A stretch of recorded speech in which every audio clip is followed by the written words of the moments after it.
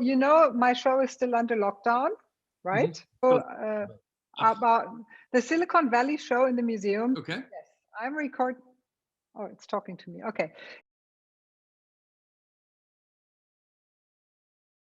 With the images I used and assembled, I kind of created a narrative, and I would like to decode this now. Oh my God, is this a Hasselblad?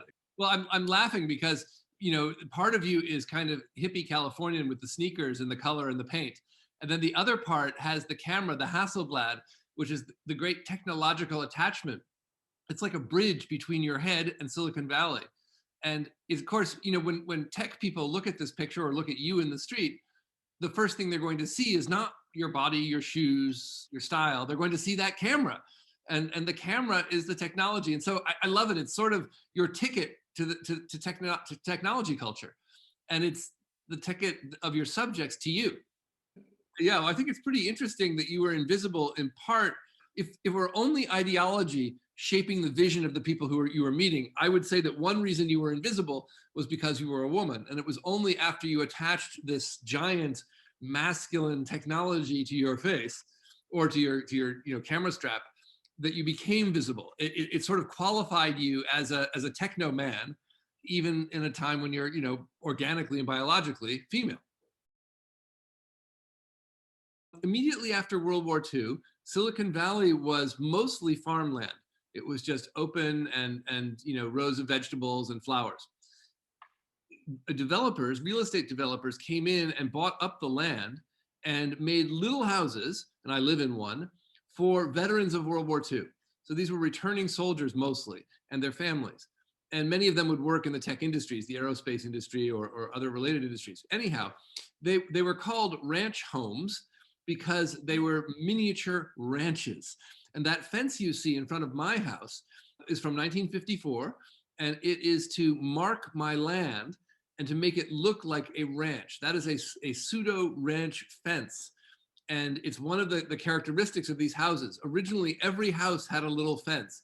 So the soldiers could come home and imagine that on the little quarter-acre lot they lived on, they had a ranch, they were free, they were wild, they were in the American West. And so for Americans, you see that fence and you think, the West. It's a miniature, it's like a souvenir of a different time. My family, I love my family.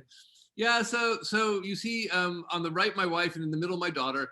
And, we dance a lot at home, which is really fun. And it's partly, I think it's very rare we show our happy dancing to people who don't live with us in the house.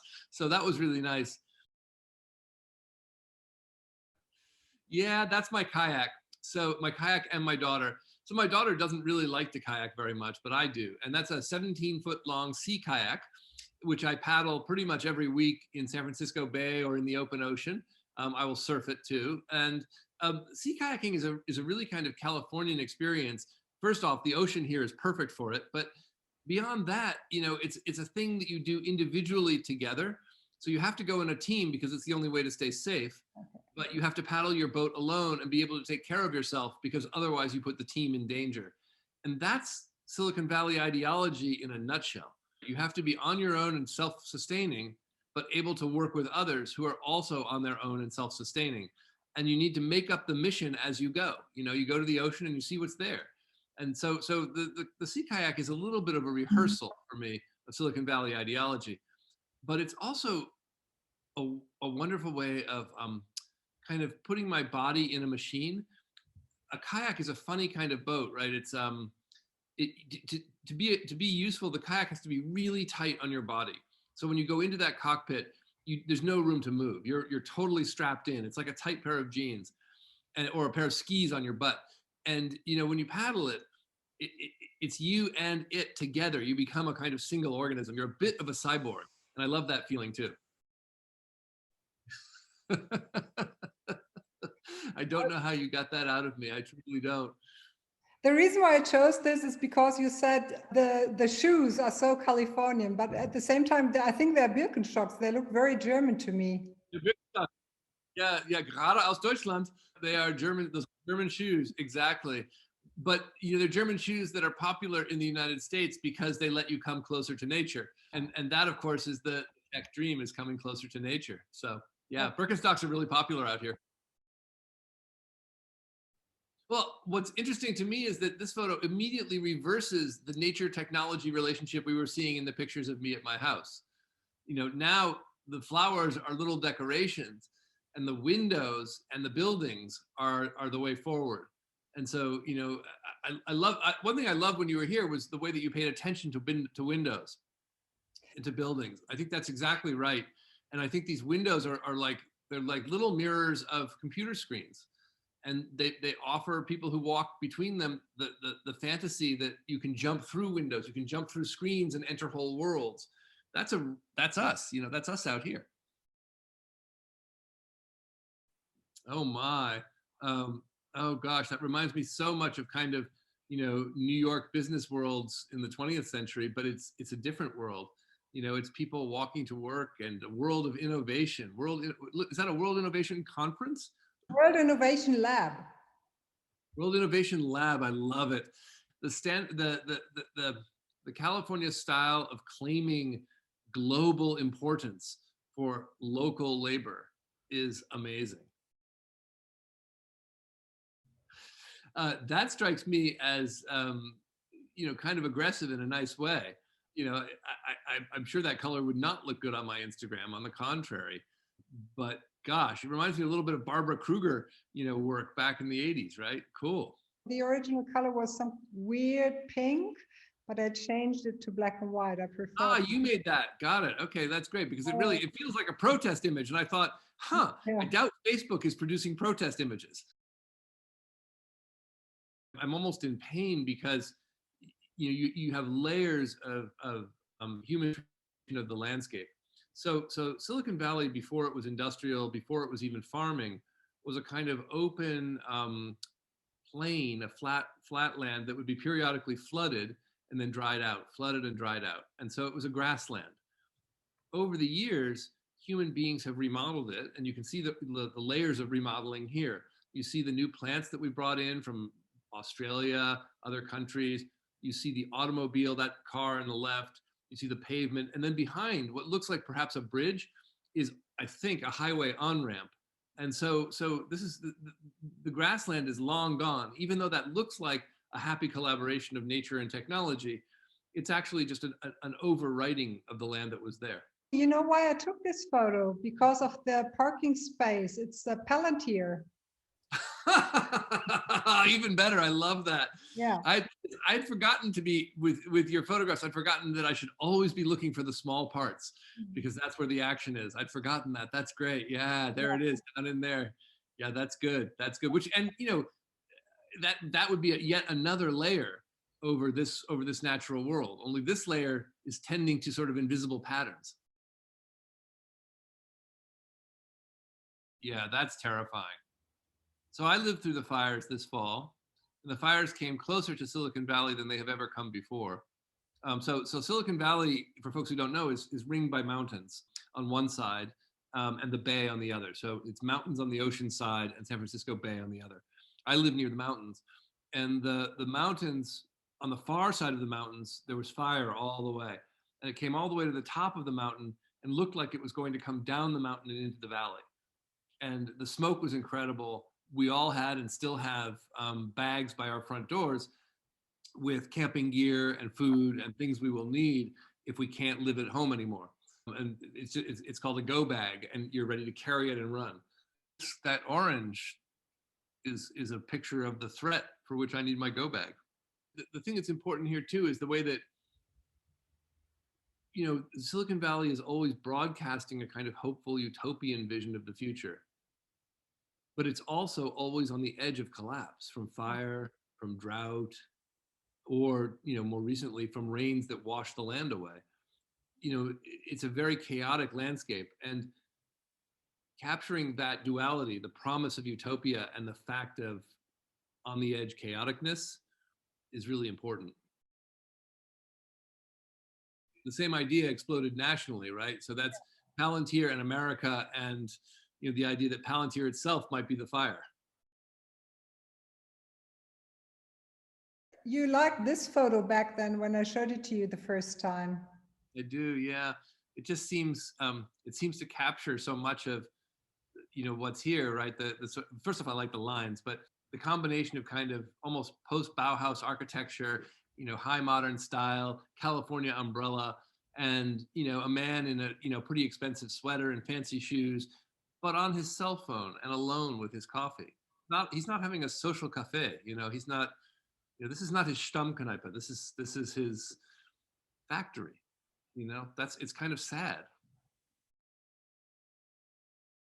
So one of the things that's funny about Palo Alto and Mountain View is that they're suburban towns, but they are also experiment places for new mobile technologies. So, you see robots driving through and bringing food to people. You see Google cars training on automatic driving, on AI driving. You kind of see this all the time, and it's really a strange thing. I don't think it feels like the future, but it does feel like the factory. They feel like toys somehow. That's so funny about it, They don't feel like technology that will replace workers or people. They just feel like toys, and people are playing with them in a little village, basically. Yeah, I agree. I think that's a little bit of a trick that tech people will use, right? I mean, my iPhone felt like a toy at first. I like this photo because it shows these two layers of workers and people working in Palo Alto, right? And this is exactly right. So the class structure of Palo Alto is something nobody ever talks about. And it's absolutely true that you have a class of programmers, like the young guy in the back there, who are young, athletic, have access to all this beautiful gear. The beautiful gear is for outdoor use, it's for camping and hiking, and they get to fulfill themselves. Meantime, you have a whole other layer of workers devoted to maintaining the illusion of nature, the buildings. And most of those workers are Mexican American. They come from another part of the state. They get to be outdoors, but they're outdoors to work. They're not outdoors to play. And their bodies are tired, and they tend to be older. And it's really different. And I think that the tech folks, not all of them, but many of the tech folks never even see the workers. There's a strange way in which we see and don't see each other in this Silicon Valley. And I think this picture kind of captures it. And then there's the things we really don't see, like the fact that there are people who cannot afford to live here at all and therefore live in campers. And you can see not only this camper at the front of the picture, but toward the back, you can see a line of cars and campers. And people live there. People are living there. And this is a big, big issue. At Stanford, where I work, around the edge of campus, you see people living in their campers. And these are not just people without jobs. Many of these people have jobs. There are nurses and chefs and the people who keep the place running there. They simply can't afford to live elsewhere. But, if Stanford had not helped me buy my house, I could not afford a house here. And I'm a professor who's married to a nurse practitioner. We have, by national standards, a really good income. But by local standards, First, I was always cycling there, and I felt strange taking photos of these RVs. But then at some point, I realized they are so much part of Silicon Valley, I have to find a way to take photos of them. And then I realized I have to take photos of them to understand the noise, because there is this road where I think it has three lanes. It has actually 4 lanes. Four altogether, right? And yep. I mean, it's an enormous noise, and it's really loud. And I really wanted to make people understand what it means to be living there. There are some modern RVs where you see people still had money when they bought them, and then you have these very, very old ones. So there's also a class system within these RVs. It's very strange. It's very true. And I want to say where this picture was taken too, because I can see it very clearly. That's the edge of Stanford. What's behind those things is a playing field, a soccer field for students. And you see the beautiful lights and the beautiful grass. The road itself is a road called El Camino Real, and that means the Royal Road in Spanish. And it was built as soon as the first Spanish settlers were here to connect different missions. And it runs all the way the length of California, I believe. And every few miles, or I don't know what the distance is, but every number of miles, there's a bell, and you can see these old bells that mark the road. So it is now, yes, a 4-lane road. It runs right through Silicon Valley, but it is also historically the road that connects the colonial missions. And there's a certain kind of colonial ambition still there. Mountain View Caltrain station. You know what really struck me here? It was so quiet. People were just not talking. They came from the offices where they probably looked into screens, and then they were waiting here looking into other screens. That was really strange. It's heartbreaking. It's just heartbreaking. You know, could George Orwell devise a better system of control? I can't think of one. And part of the way that it does the control is through design and beauty. This isn't, you know, an Apple iPhone box, I think, that's been discarded. It's a laptop, actually a laptop box. Oh, it's a laptop box. And this was actually 100 meter on University Avenue, Palo Alto, 100 meter from the Apple store. Love it. Yeah, you know, and Apple is very good at design. When I got my first Apple Mac, I got it from Stanford, from my job, and the man who brought it to me said to me, "Isn't it beautiful? Here, give me your hand." He took my hand, and you know, men don't take each other's hands here. He took my hand and he rubbed it along the top of the Apple laptop to show me how smooth and beautiful it really was. And for me, that's always been just an amazing experience, and that Apple should be able to create that. Pretty impressive. One of the interesting things I realized when I was in the Valley, that Steve Jobs is still very much alive. And I learned a new expression, and that's the designer founder. Oh, I've never heard that expression. Yeah. That's really interesting. Explain. Very interesting. I heard it. I went to attend a talk. They talked about how important design is for startup companies and for technology. And they talked about the reasons why Steve Jobs was so immensely successful. And they said it's because he was a designer founder. And because he knew design, he understood how technology and design could be combined. Yeah, that's right on point. That makes a lot of sense. He also had Steve Wozniak to do the programming on the back end. After that, I started to read about design, and I realized that it means something totally different in English than German, because in German, it's really connected to design as Gestaltung, as this practice. Whereas in America, design can be anything. I can design my relationship, myself, my home, my food, my everything. But this is a lesson that we actually took from Germany, I think. So I actually think that the American fascination with design, you know, it's partly commercial and selling things, but it really comes over here in the late 1930s when the Bauhaus refugees leave Germany and come to us. And, you know, remember that in the 1930s, we were kind of a backward country. We're sort of a second-rate, you know, American landscape. But the Bauhaus designers come over and say, look, you can design your houses and make beautiful buildings. You can design your packaging. You can design every part of your way of being. And when you do, you will improve your life. And so what I think you might see with Steve Jobs is a fusion of Gestaltung and American self-formation ideology. I think also something to remember about California in particular and America in general is that we are still, I think, afraid that we are not legitimate. I think particularly out here, you have to remember that, you know, Germany and France have been, and England also, but really Germany and France have been our cultural idols for hundreds of years, right? Or at least 150. And the tech world that we're building is really quite new. You know, it's within a single lifetime that it's gone from unknown nothing to Steve Jobs. I think there's still a lot of anxiety about our standing and a lot of kind of like borrowing. I'm really struck by that yellow lamp at the base. That strikes me as a more European design than an American one. I can't say for sure, but it's interesting. What this looks like to me is a California teenage boy's bedroom. We got the cheap Oriental carpet, the hockey stick, the lamp, and, you know, the iconic Steve Jobs. Yeah. So, you know, with these images, I think what we see are different politics of the body. This is a tourist posing in front of the Facebook thumbs up sign, which is by a highway. You can't get into anything. You can't get into the company from there. There's just the sign. You can just pose there. It says, look, I went to where Facebook is. Okay, great. And I put my body there. I put my body in the place where they make the symbols that I inhabit when I go online. Like, that's whacked. Okay, next image. And also the symbol suddenly gets physical, right? It's not just click, but it gets physical, right? Yeah, great point. Yeah, so you're actually living and embodying the quote Facebook dream. Then this one, I don't know what to say about this. The graffiti that exists in San Francisco, to me, is like the last gasp of an artistic San Francisco that mostly doesn't exist anymore. San Francisco is mostly a tech capital now.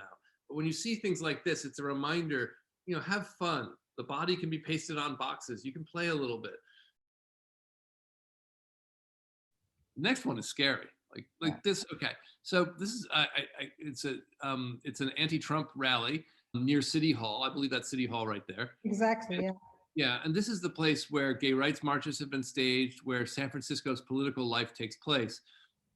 And one of the things that is a San Francisco tradition is, quote, putting your body on the line, marching in rallies. Certainly after Trump was elected, many of us marched weekly, and you can see that here. This was summer 2018, and it was really, really kind of disturbing for me because I heard the word fascist and fascism so loud and so clear and repeated again and again in the speeches, and that was kind of really chilling and disturbing back then. Yeah, and I think that obviously the German experience of fascism is different than the American. Yeah. I think Americans don't really have a language for the kind of authoritarian takeover that Trump and his supporters are attempting. So we lean on a language from Germany in the 40s. So there are some similarities. It's not quite the same thing, but yeah. Yeah. Just when you think Silicon Valley is becoming an oppressive place, you go up to the Golden Gate and there's the ocean and the wind and you get blown around. That's where I paddle my kayak, by the way. Oh, love has no labels. Yeah. So good old San Francisco queer culture, and especially the used clothing culture. I mean, this is the great glory of San Francisco, and it's not unrelated to tech. The great glory of San Francisco is that sexually or any other way, you can be whoever you want to be. You can become a drag star. You can perform anything. You can put on any kind of dress style or label that you want. And of course, that's what computers offer too, at least the fantasy of, that in the digital space, I can be whoever I want to be. We have a new industry coming to town. It's mostly an old industry coming above ground. But yeah, I love the combination of marijuana and pizza. Like that seems perfect somehow. Get really high and, eat. But what's also funny, look at this and then look at that giant office building in the background. It's like layers of different industrial activity. Holy cow. Can you explain that further? Sure. So marijuana is like, I don't know how to describe it. It's kind of like a classic sort of, big business, small business, where you grow it, you carry it out, you get high together. Whereas that building in the back is kind of classic mid-century mass cubicle architecture. They're really kind of two different worlds laid up next to each other. Ah, yes. Another technology of self-isolation. This is the classic this is a classic Silicon Valley trade-off. I know this is San Francisco, but look at this guy in his hoodie, walling out the world, riding a device that you can't physically ride with anyone else. He's totally free, but he's totally alone. Yuck. Yeah, they were really kind of confusing me at the beginning when people were, what do you say, riding, driving? What do you do with these things? I don't know. I mean, I'm probably riding, but I really don't know. I have no idea what the word is for that. Yeah, it's also one of my favorite photos. Yeah. Yeah. Oh, it's also really the psychology of that is exactly, the California way. It's so, the promise is out here is that you can be who you want to be. The fact of it when you do it is that it looks a lot like this. And then there's people sleeping on the street. So in the background there, I just want to point out Salesforce Tower, which is, from the company Salesforce, and is a monstrous demonstration of the concentration of wealth here. This is one of the wealthiest areas in the entire United States and therefore in the world. And yet we let people sleep on the street. I'm thinking about the socks in the Salesforce Tower. The Salesforce Tower strikes me as unbelievably not creative. It's super industrial. It's ridiculously like a penis, which is, everybody jokes about, but it just is, right? Like, could you make something that looked more penile? And it's sort of oppressive and gray and awful. And then it's the homeless person who is actually the most human thing in this picture. The most human thing is the thing that we are trying to dehumanize or have dehumanized socially. And you know, those socks mark the humanity of a person who is suffering as against the inhumanity of that tower in the back. Is that the user testing lab for a company, and is it Twitter? I don't know actually whose company it is. I just thought this photo was really interesting because it has so many levels. Yeah, it sure does. All the different layers of history there. That fire bell is probably from 1920s, 30s maybe, and user testing is completely contemporary. The mail truck in the back is designed in the 1960s, and the brick building behind that is maybe the 1940s or 50s. It's amazing. Yeah. And then the yellow car is a taxi, right? Correct. Yep. The So yellow I car. thought this was also interesting because the taxi is an in-between thing, because now you would use Uber, right? Right, right. Well, it's interesting. Since the pandemic, Uber has almost completely disappeared here, and in Silicon Valley especially. It used to be. I didn't know this, but most of the Uber drivers here come from other parts of the state and would come here because the money was here. But once the pandemic was here, they stopped coming. Now we have very few Ubers. It's really weird. So there is a sticker. Can you see that? Make gentrifiers' lives unlivable. Oh no, I hadn't seen that. That's great. So that's another layer, basically. Layer, sure. And of course, the funny thing about user testing is that so much of it now happens online. Yeah, Facebook is always running A/B experiments to see what you like best. Prentice Ink is the greater explosive. So this is City Light Bookstores, and then Twitter. Oh boy, that's the whole show right there. The dream that animates San Francisco is the dream that animates a lot of America, but especially on the West Coast. The idea is that if you speak your truth, the world will change and be improved. And here is Twitter, which is built on that idea, the idea of letting everyone speak their truth, and suddenly the world will be revealed. Well, it turns out that if people speak their truths, other people will lie. And some of the truths that people speak are horrible. And people may not be the saints that Americans so often imagine themselves being. It may be that we are something much more complicated, and that connecting everyone is not going to produce the explosion of democracy that City Lights hoped for. It might produce something very different and much worse, and there's Twitter to prove it. I also like the Twitter sign on the beautiful older building. I mean, that's just a beautiful old, probably 1930s building.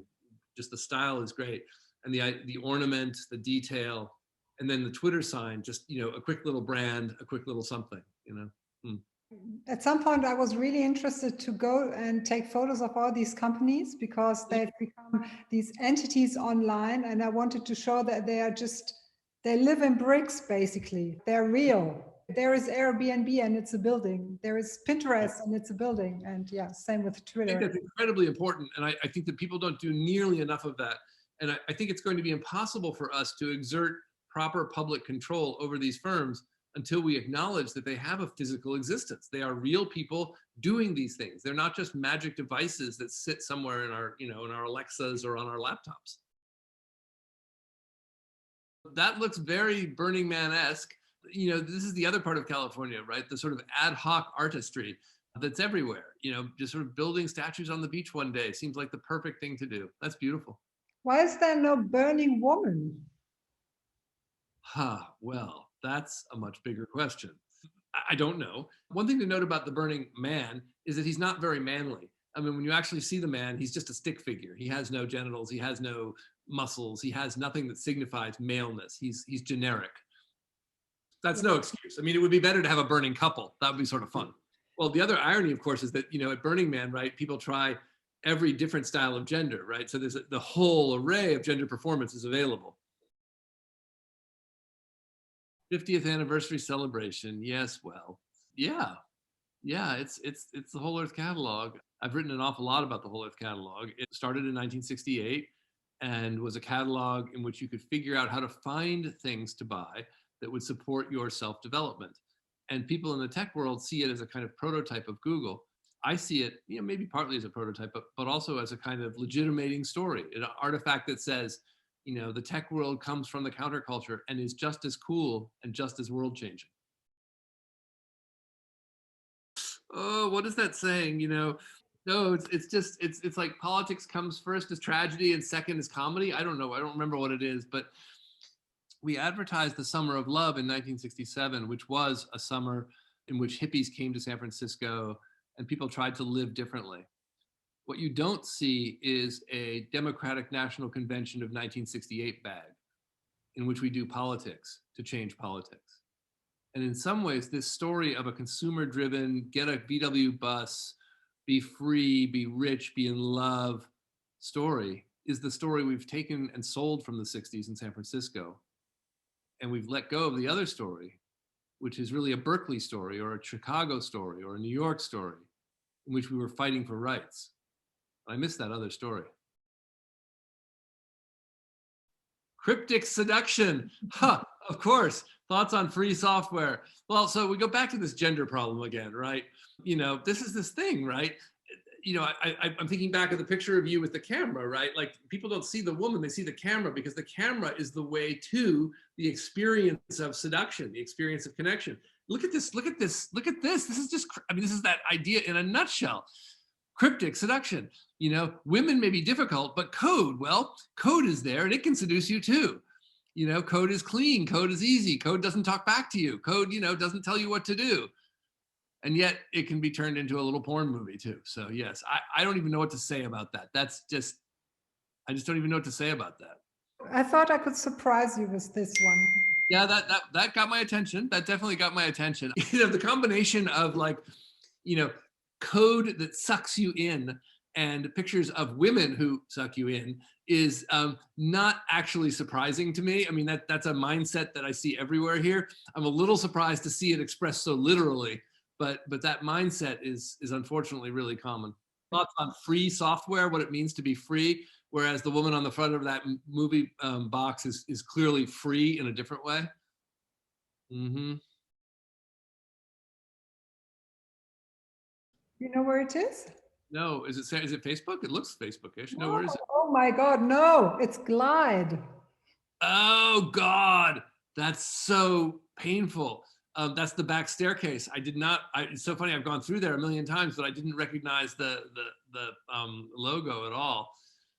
It's so interesting that you thought it might be at Facebook. The religious part of that is very interesting. Yeah, well, I mean, also the way that Facebook manipulates this idea of loving everyone to, it goes from loving everyone to provide a service to everyone to surveil everyone so that you can make the money to provide the service, but also to make the money. Yeah. Yeah, I recognize that. That's Marvin preaching. Marvin has become our preacher. You know that the church, the Methodist Church, kicked us out. They took the church and said, no more, we don't want anything to do with you. So we're independent now. And Marvin is the preacher. And he's a poet and a preacher and really quite a marvelous guy. And that's him hard at work. Yeah, I remember he just came back that day. And it was so nice to see the joy of everybody welcoming him back. And it was a great experience to see that. He hosted a wedding in our backyard a few months ago in the fall of November. It was a COVID era wedding and one of the parishioners got married and they wouldn't let them use the church because it's against the law at that point because of COVID. So we had a very small wedding with about 12 people in our backyard and he presided and it was just wonderful. It was just really, really nice. That's the last one. It's so interesting. Do you know the title of the James Baldwin book, The Fire Next Time? No. So this is a very famous book in American race politics. James Baldwin was an essayist, novelist in the latter half of the 20th century, Black American, very aggressive intellectually, and wrote about racism extensively and talked about the kind of coming fire that racism would unleash on American society. And we're kind of living in that time now. And the irony is, or an irony is, that the systems of interconnection that we built to be liberating and freeing and to reduce the tensions in our society are exacerbating them. They're giving a voice to white nationalists. They're giving a voice to racism. They're making visible the cracks in our society. And they're doing so from a landscape that is literally in danger of being burned to the ground. And maybe, if this part of your exhibition had a title, it would be The Fire next time. It feels like it's not totally over yet, right? It's not over. It's not over by a long shot. 70 million people voted for Trump. More people voted for Trump the second time than the first time. It's not over. It's not over. It's quiet for a bit, but it's not over, and it's very scary. Yeah. So let's hope for the best. Yeah, absolutely. Let's hope for the best. And I also I love that you were here in Silicon Valley. I think, and in San Francisco and in California. And obviously I like the work, but I also like the way that you bring German questions to an American setting. I think that's really, really important. And I think that, I joke about this when I talk in Germany. I joke that, we brought democracy to Germany in 1945, and it's time for Germany to return the favor. But I do genuinely believe it, that Germany has built a kind of democracy. It's not perfect, but it's something that America now needs to be reminded of and to aspire to. And anything we can do to build those connections is important. It's time for all of us to work to try to save the American ideal. I think it's hard. America is such a big country, and it has such a big kind of culture industry, and it has Hollywood, and it seems unstoppably focused on the individual and on playfulness. But there's a deep authoritarian streak, and a deep racist streak, and a deeply conservative religious streak. If those streaks come together, take power, and are willing to control the military to keep power, we're going to look a lot more like Brazil and Argentina than we do like Germany or France. Maybe one last question, which I actually wanted to ask at the beginning, but I'll ask it now. I've very much felt like an anthropological photographer, or like a photographic anthropologist when I was in Silicon Valley. Yeah, great. And especially when I was working on the photos later, because I was organizing them, and it took a lot of time because I took so many photos. It took a lot of time to find a narrative and to decide which one portrays the situation the best. So I was wondering, why do you think it's important to have photos of Silicon Valley? Oh, that's a really good question. Okay. First, it's important to have anthropologists come and understand it as a living culture with a physical life, and not just something that lives in the wires or the wireless worlds of our cell phones and computers. Because when you understand that it is a physical place where real people live and real people work, you can hold the real people who are building these companies to account. You can re-exert the demands of civics and politics. The other thing is you can see the kind of world that the tech society wants to build. You can see the inequality. You can see the suffering. You can see the homeless person next to the giant tower. If all we build is giant towers and we fail to take care of that homeless person, we have failed as a society. And the only way that you can know that Silicon Valley is failing is if you visit it and see it. And that's really important. Otherwise, it just looks like a great big money-making thing. The analogy for me is like the early industrial cities where Ford was being built, or where Rockefeller was drilling for oil. Those cities, if you only knew them from far away, you thought, wow, they're getting rich. Wonderful. You didn't see the environmental degradation, the poverty, the inequality. The same is true in Silicon Valley. From a distance, you might think, wow, they're just getting rich. But if you look a little closer, as you have, you start to see the inequality and the environmental change and the ways that this place could be a problem, not a paradise. Very good. Yeah, I think you are very right, because when I hear people talking about Silicon Valley now, it feels very different than it did before I was there. Yeah, isn't it amazing how quickly it's changed? Yeah. I'm astonished. My students now will like talk to me about how we need to be really careful with the data we give to Facebook. I'm like, wait a minute, where were you guys just 3 years ago? Yeah. I was preaching this all the time. They're like, oh, that's silly. Nobody needs, we don't have to be careful. What? So it's changed very fast. And, I think that's all good. Yeah. Yeah. I'm going to stop this now. Okay. Yes.